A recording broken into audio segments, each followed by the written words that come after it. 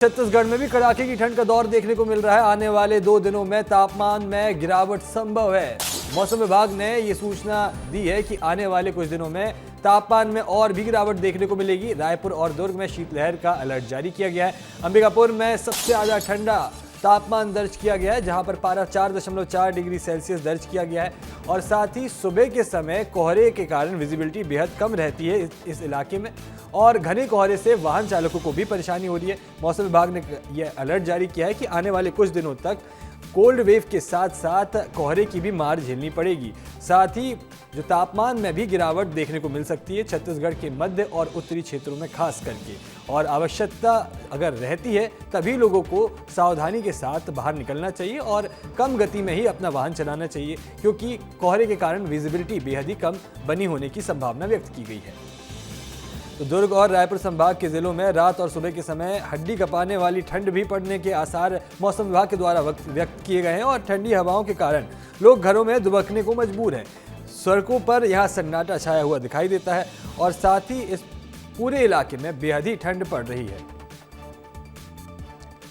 तो छत्तीसगढ़ में कड़ाके की ठंड का दौर देखने को मिल रहा है, और उसके साथ ही साथ आने वाले 2 दिनों में तापमान में और गिरावट दर्ज हो सकती है। मौसम विभाग ने संभावना व्यक्त की है कि शीतलहर के साथ साथ कोहरे का भी यहां पर अलर्ट जारी किया गया है, और कोहरे के अलर्ट के साथ साथ रायपुर और दुर्ग से शीतलहर का अलर्ट। अंबिकापुर सबसे ज़्यादा ठंडा बना हुआ है।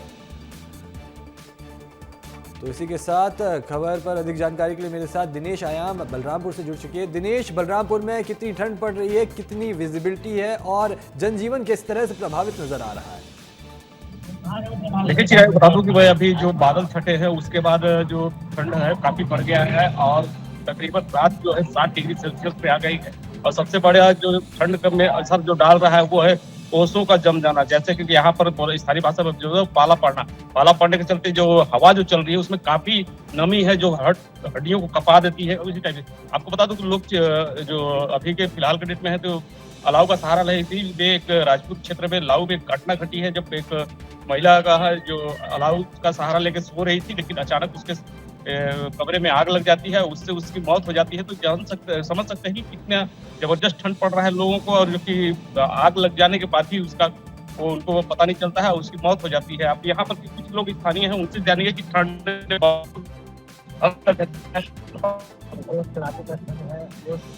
तापमान लगभग आने जाने वाले बहुत ज्यादा परेशानी करना पड़ रहा है। शीतलहर का जो असर है, कहर है, वो धमतरी में भी देखा जा रहा है। सुबह का तापमान जो है 8 डिग्री सेल्सियस से नीचे है।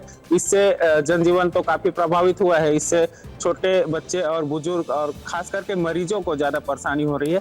आप मेरे पीछे का ही नजारा देख सकते हैं कि सुबह जब अभी 7:30 हुए, लोग जरूरी काम है तभी घर से बाहर निकल रहे हैं, और बाकी समय अलाव और गर्म कपड़ों का ही सहारा ले रहे हैं, क्योंकि ये मेन रोड होने के कारण रोड सुनसान नजर आ रहा है। आप रोड का अंदाजा देख के ही ठंड का अंदाजा लगा सकते हैं कि किस प्रकार से यहाँ सुनसान छाया हुआ है ठंड को लेकर।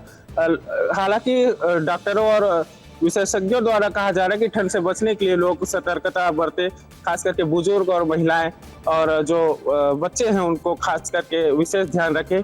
अभी जो बाजार है, गर्म कपड़ों का बाजार है, वो भी खासा अभी चलने लगा है। लोग गर्म कपड़े और जो कंबल है उसे लेने के लिए बाजार पहुंच रहे हैं, और अस्पतालों में भी सर्दी खांसी बुखार की जो समस्या है, धमतरी में भी कड़ाके की ठंड का दौर देखने को मिल रहा है। आपका तमाम जानकारी साझा करने के लिए बहुत बहुत शुक्रिया दिनेश। आपका भी